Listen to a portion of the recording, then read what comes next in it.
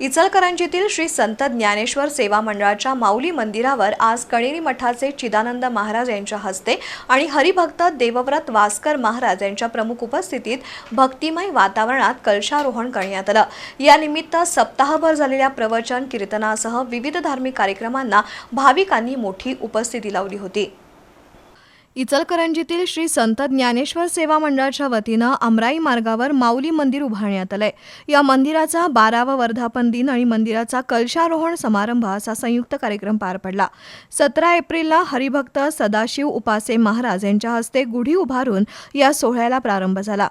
या कालावधीत दररोज काकड आरती, हरिपाठ, ज्ञानेश्वरी पारायण, कीर्तन, प्रवचन, भजन, हरिजागर यासह विविध धार्मिक कार्यक्रम झाले।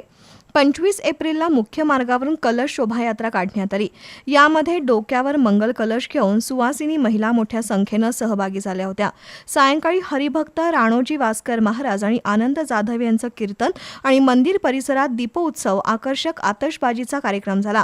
आज सकाळी वेदमूर्ती विजय जोशी यांच्या पौरोहित्याखाली होम हवन झालं। संतोष वरुटे, अनिल तेलसिंगे, रामेश्वर मुंदडा आणि शिवप्रसाद व्यास या दाम्पत्याला त्याचा मान मिळाला। त्यानंतर कणेरी मठाचे पूज्य चिदानंद महाराज यांच्या हस्ते आणि देवव्रत वास्कर महाराज, सदाशिव उपासे महाराज यांच्या प्रमुख उपस्थितीत भक्तिमय वातावरणात मंदिरावर कलशारोहण करण्यात आलं।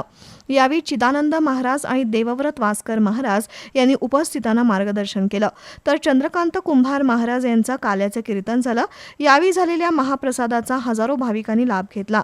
कार्यक्रम यशस्वीतेसाठी मारुती गडकरी, निवृत्ती गलगले, मधुकर वरुटे, अशोक कोरे, महादेव पुगड, श्रीकांत हसबे, वसंतराव माने, शिवाजी जगताप, मधुकर खटावकर, आरती हवळ, राधिका बुचडे यांच्यासह उत्सव समिती आणि शिखर निर्माण समितीच्या प्रमुखांनी परिश्रम घेतले।